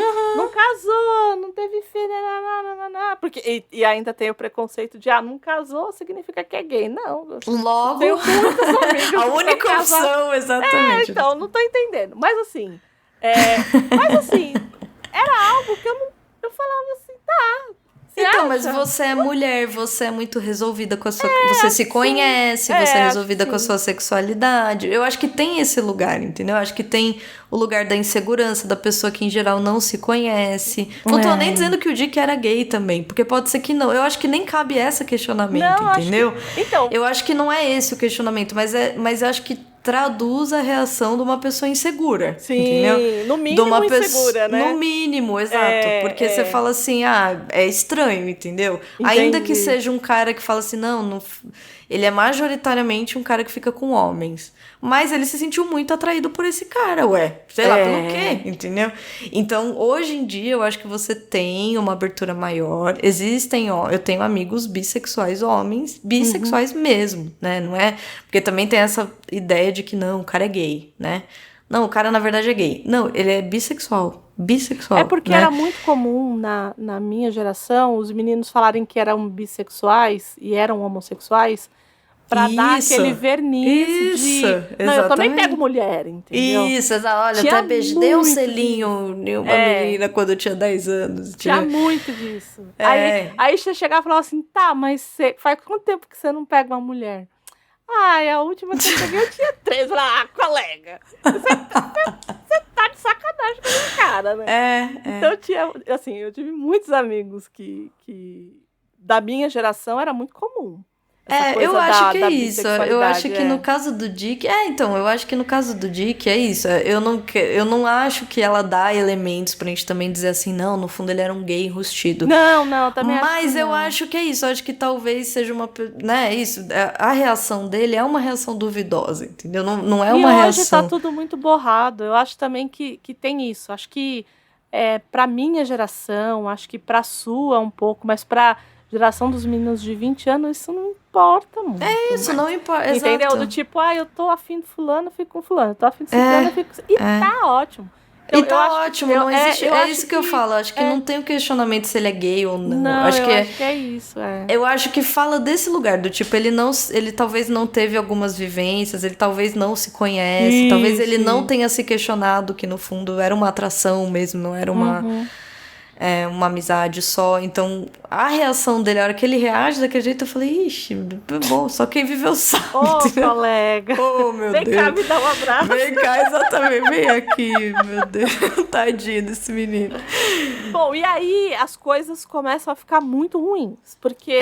a partir desse momento, né? Porque ele quer... E assim, a menina vira pra ele e fala assim, olha, eu acho que o Tom é gay. E ele fala, mas eu não sou, né? Enfim. Aí ele chega na casa dele e tá o Tom vestido dos pés à cabeça com a roupa dele, falando pro espelho, imitando ele, interpretando ele. E com os trejeitos, né? Não dá a entender que ele tá com trejeitos? Com trejeitos. E aí, pra além disso, porque ele fala, né? As mãos, ele fala muito de como é isso que eu tô falando. Ele dá a entender que são trejeitos homossexuais, assim. E eu acho que o coitado do Dick se viu no espelho, né? Eu acho que é isso. Acho que foi ali que foi a ruptura de fato, né? E aí, e para além disso, uns momentos antes, ele tá todo paramentado de Dick, e ele vira e fala assim... eu já não disse pra você que eu não te amo, Marge. Então, assim, é um misto ali, né? Quando ele tá se olhando no espelho e tá... que ele tá morrendo de ciúmes, por isso que ele vai lá e veste toda a roupa do Dick. E ele tá se vendo no espelho, porque aquele Dick é o possível pra ele naquele momento. Né? Que é o que ele tá interpretando. O legal da cena é que ela é dúbia. Você não sabe Isso. se ele só tá interpretando ou se o Dick é um pouco aquela pessoa que ele também tá fazendo, ou se ele é o Dick. Você mistura tudo aquele caldo da história, né? Do cerne dessa história. Então, e concordo, eu acho que o Dick se vê no espelho, é isso mesmo. Eu acho que percebe que ele tem esses trejeitos, porque pode ser que ele tenha esses trejeitos, né? Não é dito no livro, mas pode ser que ele efetivamente... Porque a o Tom caricatura Ripley não acaba sendo o que você é em exagero. Não, e assim, ele não é o talentoso Ripley. Ele não é o cara que consegue imitar todo mundo. Então, isso. assim, quem não garante que também ele não estava efetivamente imitando, né? Então, eu acho que sim, acho que é o ponto de virada, assim, da relação. Tanto é que ele se torna extremamente hostil com imediatamente, Tom, imediatamente. Fica uma situação chata, porque ele tá hospedado ali, fica aquela coisa do tipo, quando que você vai embora? Então começa a dar umas indiretas. Fica toda uma situação complexa, e aí eles meio que falam assim, vamos... E é muito curioso, porque esse pessoal que é de classe alta e tudo mais, eles não vão te mandar embora, né? Isso. Eles vão Sim. ficar aguentando você, e isso foi me irritando de um jeito. Nossa, é muito incômodo, né? Porque eu falava assim, manda ele embora. Se você não quer mais ele lá, aí, manda ele embora. Corta essa relação. Gabi sabe que eu sou a pessoa. Exatamente.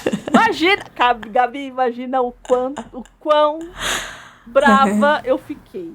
Imagina. Imagino porque mesmo. Ele ficava, não sei o quê, e o cara tratando ele mal. E também tem essa situação, porque o cara tá tratando ele mal e ele continua lá. E pra ir embora, nitidamente pra ir embora. Nitidamente. E o cara também não fala, e vai viajar com o cara, e vai velejar com o cara. Bom, teve o que merecia. Não teve, não. Não, calma, segura. Calma. Porque o que acontece? Eles vão velejar, eles vão viajar, vão velejar, e aí o Dick é assassinado pelo Tom. Com uma pasada na cabeça. E ele tem, assim como tem essa virada entre os dois, também tem uma virada do Ripley. Isso. Que você sabe que tá tudo... Você, desde o começo do livro, percebe que existe uma possibilidade de assassinato. Mas tem um momento que eles estão no trem, numa coisa assim, que ele olha pro Dick e fala, eu vou matar o Dick. É isso. Né? Que ele olha e fala, eu vou matar ele. Ele decide. Tem esse momento da decisão também. Não que é passional. Né? Eu odeio essa coisa do crime passional. Eu odeio essa expressão. Que mas não é aqui, não é. Apesar do sentido homerótico de tudo, não é um crime passional. Não é, ele ultra racional, na verdade. Não, é tudo muito bem planejado, inclusive, né? Mesmo para alguém que tem pavor de água. Porque a água é um elemento muito crucial aqui, né? Tem alguns símbolos, né? Mas a água, porque a água tem essa coisa da morte dos pais que morreram afogados. Isso. Aí você tem essa coisa desse batismo do Tom. Porque, na real, é isso. Temos que lembrar que eles estão na Itália. Né? Então, assim, ele foi o Tom foi batizado. Né? Porque a partir daquele momento, ele vai se tornar o Dick.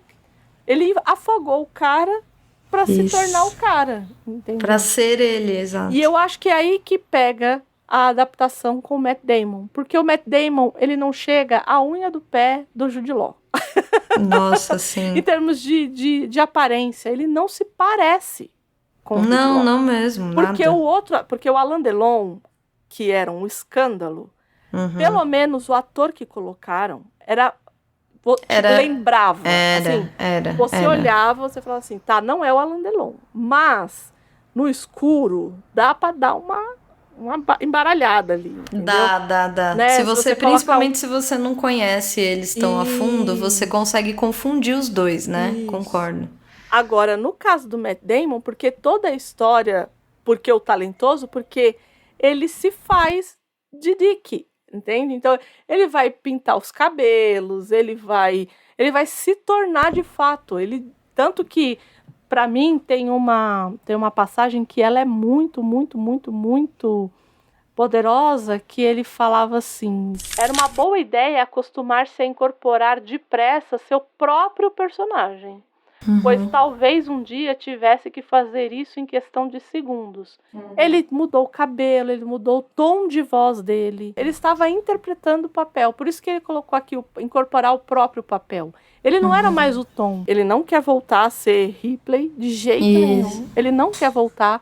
Ele quer ter aquela vida. Ele quer ser o Dick. É o mais próximo que ele vai chegar do Dick. Ali é sê-lo.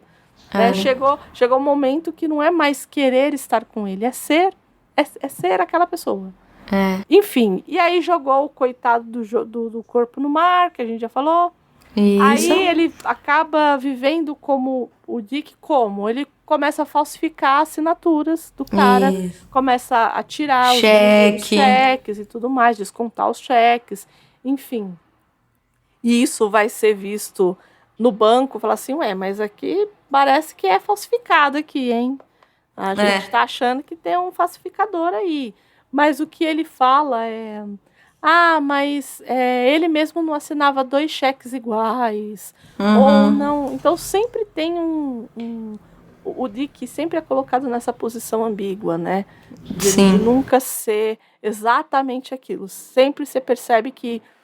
ele assinava, mas ele assinava de formas diferentes. É sempre essa coisa meio ambígua ali, essa vida. Isso. Né? Pro aí, o Fred Miles é um amigo deles. Isso. Conhecido. E aí ele liga pro quarto pro de Dick, hotel, né? Que seria o Dick.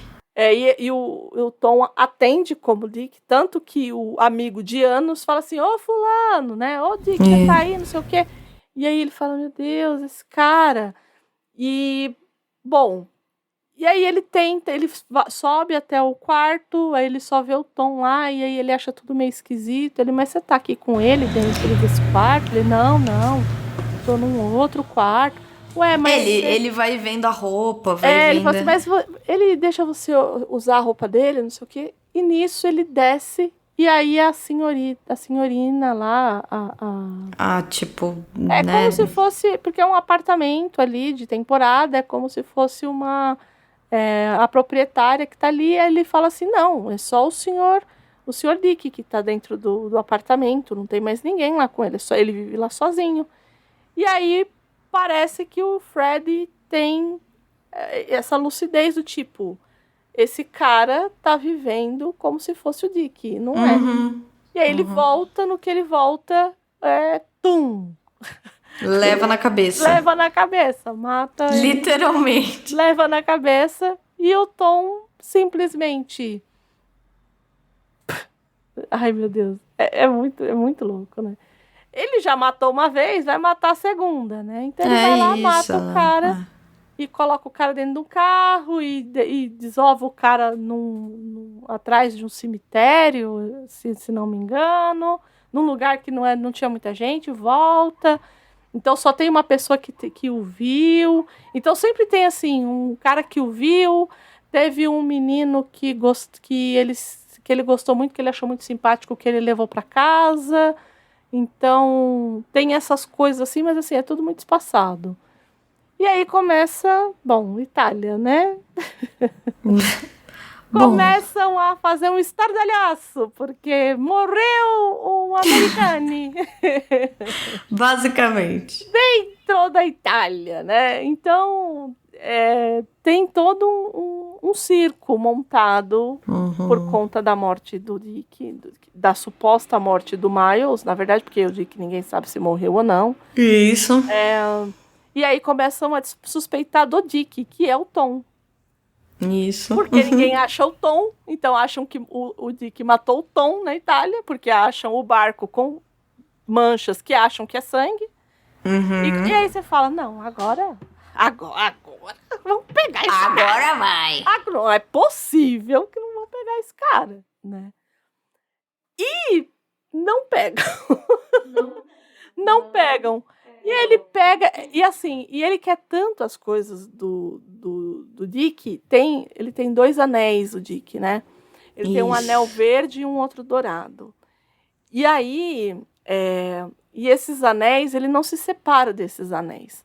Que também é uma questão na adaptação de 99. 99, Porque quando a Marge vê que o Dick, que o Tom tá com esses anéis, porque até então, o que acontece? O Tom, ele é obrigado a deixar todo o paramento, toda a vestimenta, né? Todo o ser Dick Greenleaf, né? O Sr. Greenleaf, ele ia ter que deixar porque não ia dar mais para ele sustentar. Então ele volta a ser o Tom e a Marge vai visitá-lo, porque o pai do Dick vai atrás dele para ver e tal. E aí ela acha os 2 anéis e ela vira... E assim... E nem nessa hora, né? Nem nessa hora ela se toca que, assim... Por que esse cara tá com esses anéis, assim, né? E aí ela fala assim, mas por que ele ia te dar isso? Ele me deu, falou para não falar para ninguém e eu coloquei nessa caixa velha. E aí ela, mas por quê? Não sei o quê. E aí ele meio que sugere que ele teria se suicidado, né? Isso,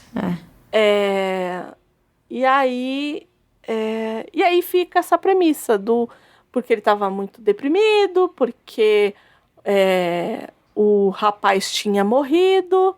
Isso. Então dá a entender também o Fred, porque não fica muito claro. Então o Tom, ele fala assim, não, porque foram acusá-lo. Então no livro o que dá a entender é que ele estava deprimido, né? O texto da autora do narrador ele estava deprimido porque foram procurá-lo pela morte do fulano. Na verdade, o que o Tom queria dizer ele estava deprimido por conta da morte do fulano. Isso, exato. Por isso ele vai se matar.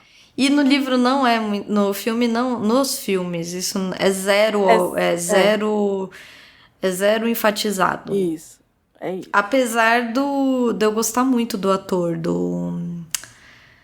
Seymour Hoffman. Seymour, é isso, Hoffman, que ele tem um nome grande, Hoffman. Eu gosto muito dele, ele tá muito bem no papel. Exato. Se matou, inclusive. Pois é. Enfim. Uma tristeza, né? Mas ele era excelente, realmente, assim, Eu gosto dele no Capote. Sim. Você assistiu o Capote? Já. Muito bom, né? O Capote, né? O Capote. Que eu falo Capote, porque eu não, vamos combinar Capote, que não dá pra falar Capote. Capote. Porque... Imagina, Capote. Você tem que entender que eu lidei com o pessoal de literatura inglesa. Americana. Capote. Não, tudo então, bem. Capote. Eu até acho que... então. Até acho que, sei lá, né? Você tá num congresso, tudo bem. Você vai lá, você pode até dizer Capote no congresso, mas você não vai falar com a sua... então, mas era comum do tipo... eu li... sei lá, você tá sentado assim... Imagina, posso só imaginar. Não, e eu ainda. Você tá sentado assim, aí você fala assim, eu li o Bonequinho de Luxo, né? O Breakfast at Tiffany. Não, eu falava. Do Capote. Não. Aí eu li o boneco. Você leu alguma coisa? Eu li o Bonequinho de Luxo e os outros contos do Capote. Você quer dizer do Capote? Eu falei, não, eu quis dizer do Capote mesmo. E aí o povo ria, porque, né? Mas, enfim. Inclusive, a Patrícia Highsmith era muito amiga do Capote. Ela era amiga dele? Era muito amiga dele. Gente, eu queria ser uma mosquinha, porque disse que ele era uma pessoa difícil. Intragável, né? E diz que ela também não era muito fácil, né? Então, Como imagina. as pessoas são amigas, gente? Eram amigas, dizem que quer dizer, não sei, dizem que tiveram muitas brigas, né? Mas eram proximíssimos. Então, É e aí... e aí ele vai lá, mata o sujeito e fica meio subentendido que o Dick pode ter se matado por conta dessa morte do amigo. Isso, porque, enfim. E fica meio nisso. E o nosso amigo Tom, ele não tem limites, porque quem tem limite é o município. Isso, exato. Ele não tem limite. E ele fala Não, assim... a hora que ele faz isso, eu falo, não. Você tá de agora sacanagem com a acabou. minha face. Não, eu falo, não, ninguém vai cair nessa. Sabe, tipo, a hora que ele faz, porque ele, gente, ele falsifica o testamento do Dick. Aí você fala, não, tipo, vai dar errado, entendeu? Já tem 1000 sinais de que isso não tá normal. Agora sim. Agora vão ver, entendeu? Vão falar, não, imagina. E não é que dá certo. E dá certo. E ele manda pro pai do Dick. do Dick. Ele manda pro Sr. Greenleaf. Dizendo que no testamento o Dick deixa tudo pra ele. Isso. E aí ele viaja pra Grécia. Isso. Viaja pra Grécia e fala assim, quem me viu mentiu, tô indo pra Grécia. Exato, quem me viu mentiu. E foi pra Grécia, e assim, o tempo inteiro assim. E é isso que pra mim pega nesse livro. Porque o tempo inteiro, não tem um capítulo que ele não esteja assim. Não, agora. Eu vou virar a esquina e vai ter um... E vai ter um cara policial lá. ali. Aí qualquer um que olha pra ele, ele fica... é aquele policial. Ou ele fica lembrando, né? Ele fica remoendo coisa também. Isso. Ele fica, naquele dia que eu falei com o policial italiano... Persecutório total. Total. Ele fica... Naquele dia que eu falei com o policial fulano... Ele deve ter se tocado nessa hora. Ele se tocou, foi lá. Ele vai ligar ele vai ligar pro outro policial lá, ele vai entender que na verdade fui eu. Ele fala dos... Eu acho ótimo quando ele fala... Porque o que acontece? Quando ele desiste de viver a vida do Dick, ele pega e coloca todo... Ele pega... É como se fosse da American Express... Mas é como se fosse um galpãozão que ele pega e deixa todas as tralhas do Dick lá. E aí descobrem que as coisas do Dick, todas as coisas dele estão lá. Um funcionário descobre. E aí, e aí ele começa... Olha o nível... A gente tá falando de 1950, tá, gente? A gente tá falando de hoje. Que tem o CSI...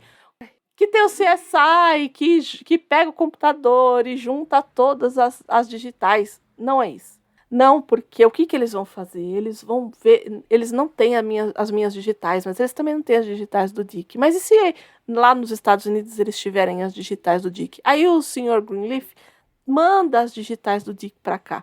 E aí vão fazer a combinação das digitais e aí possivelmente não tem nenhuma digital minha completa lá, mas eles vão tirar 50 digitais e eles vão montar um quebra-cabeça. Isso, não, ele é... 1950. Ele é neurótico nesse Neurótico, compulsivo, né? Ele não para de pensar as mesmas coisas, assim. Não para. Fazer e pensar, né? Compulsivo, obsessivo, sim. E isso é o motor da vida dele.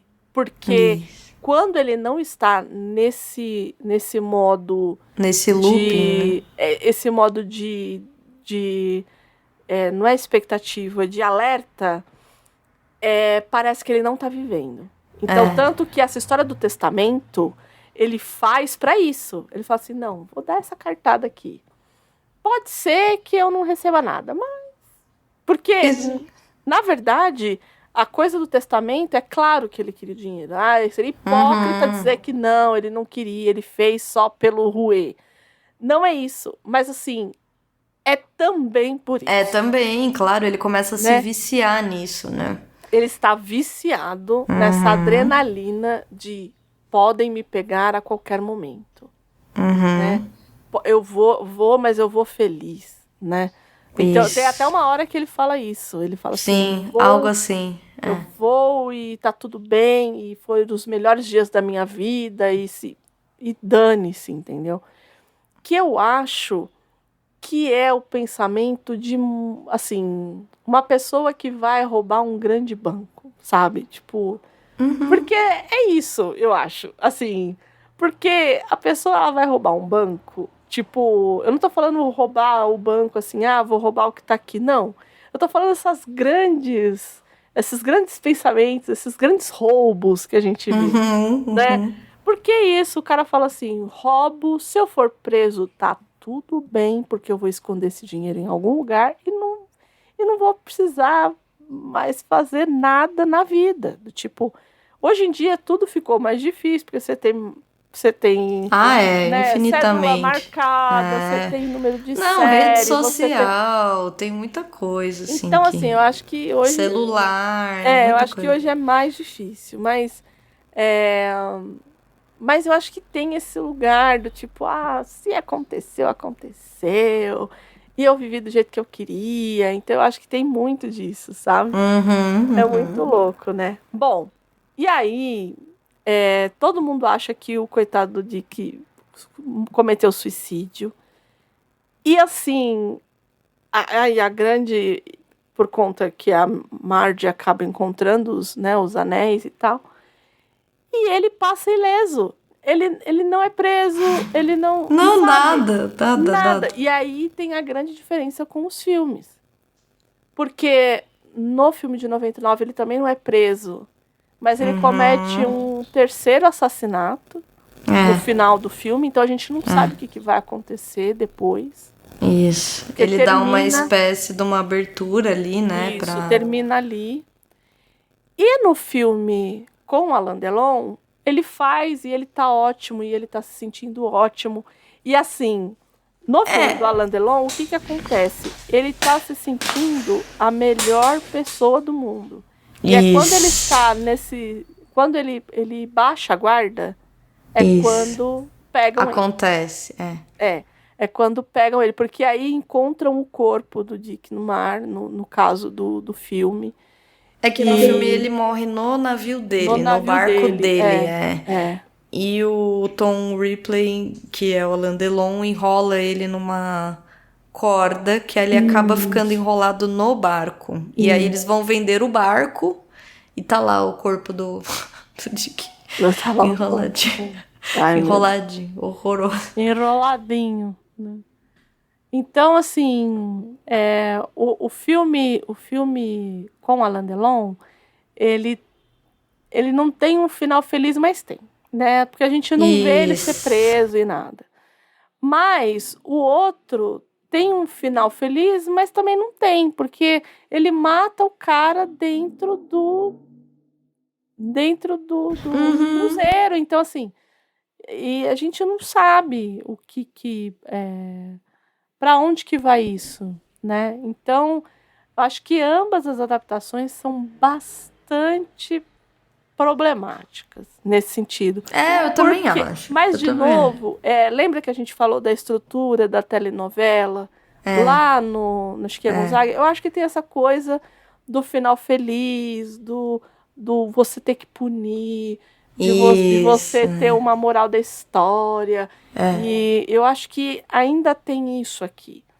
Então, eu tô muito curiosa com a minissérie, de novo. Eu também. Muito curiosa, porque eu acho que hoje a gente tem abertura para outras possibilidades. Não sei como resolveriam algumas questões, mas acho que tem abertura para outras possibilidades de fim, de filme, de gancho, de término, que eu espero que possa ser...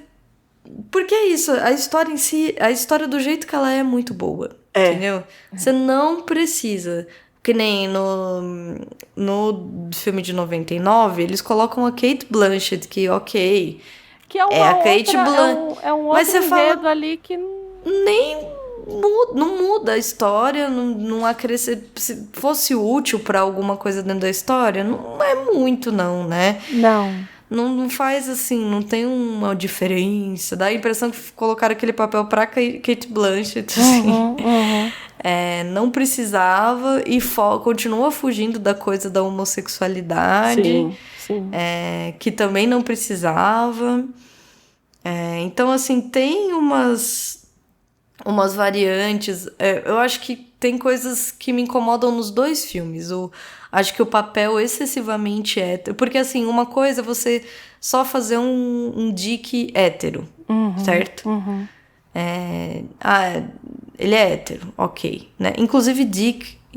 Sim, né? A gente tá falando e toda hora que a gente fala, eu falo, meu Deus, vou fazer vários cortes com o que a gente tá falando aqui. Ok, eu acho que tem a coisa, mas eu acho que é excessivamente hétero, entendeu? Os dois filmes tentam colocar ele como o garanhão, entendeu? Isso. Olha aí o homenzão hétero, pega todas as mulheres da cidadezinha lá que ele tá. E no livro tem zero, gente. Não é que, ai, nossa, dá pra interpretar. Não, você pega o livro, tem zero momentos em que ele tá dando em cima de uma mulher, que dá a entender que ele ficou com várias mulheres, que a própria Marge, em momento nenhum, tem uma cena que ele é romântico, que ela diz que vai casar com ele porque ele... Não tem nada. Então, assim, eu acho que... Espero que porque a Patricia Highsmith tem outros livros com o Ripley. Eu não sei se a série é baseada... Tenta abranger outras obras dela. Eu acho que não, porque é uma minissérie. Então, só para vocês terem uma ideia, além do Talentoso Ripley, tem mais 4 livros. São 5 livros. Porque tem o Talentoso Ripley, que ela publicou em 55. Ou em 50. Isso. Aí tem o Ripley Subterrâneo, em 1970, o Amigo Americano, ou o Jogo de Ripley. Esse Amigo Americano já tem adaptação, inclusive. Isso, que é o Ripley... Como é que chama? Tem um nome do tipo... não lembro agora. Que é de 1974. O Garoto que Seguiu Ripley, de 1980. E o Ripley Debaixo d'Água, de 1991. Então, assim... Ela evolui essa personagem, né? Eu não sei pra onde que ela leva essa personagem. Eu também não, né? Fiquei até curiosa, inclusive, porque é uma personagem bem interessante, né? É isso, gente. Terminamos, porque senão a gente não para de falar, a gente continua falando aqui. Que a gente é assim. Então é isso. Se vocês já assistiram, se vocês já leram, se vocês já leram os outros, falem pra gente se vocês já leram os outros da série, se é tão bom. Acho difícil ser tão bom, mas enfim, não sei, né? Porque eu sou uma pessoa que leu todos os livros do cânone de Sherlock Holmes e adoro. Então, mesmo os ruins são bons. Então, é isso. Então, talvez seja isso, né? Mas, quem leu, quem assistiu, quem não leu, quem viu um dos filmes... Como que essas pessoas podem conversar conosco a respeito dessa obra maravilhosa, Gabi? É o que eu falo sempre, né? Você pode mandar um e-mail, porque nós amamos e-mail aqui, né? Pro contato @livrosemcartaz.com.br. Escreva uma carta longa. Fale de você para nós. Isso. A gente ama. Ou você pode ser para a Frentex e adicionar a gente lá no Instagram, no nosso perfil, @livrosemcartaz_. Aí lá, já aproveita e envia para os amigos, curte nossas postagens, comenta nas nossas postagens, compartilha as nossas postagens, contem para a gente o que vocês acham, porque a gente adora saber. Pessoal que puder, quiser, dá aquela força pra gente lá no Apoia-se. Isso. Né? Pra gente continuar aqui nesse nosso puxadinho maravilhoso. Exato. Que os meninos do Portal Refil dão aqui pra gente. Obrigada a todo mundo que acompanhou até aqui. Obrigada, Gabi. Obrigada, Andréia. E vamos que vamos pro próximo. Por favor, digam aí pra gente o que vocês acharam. Um beijo pra todo mundo e tchau, tchau. Tchau, tchau.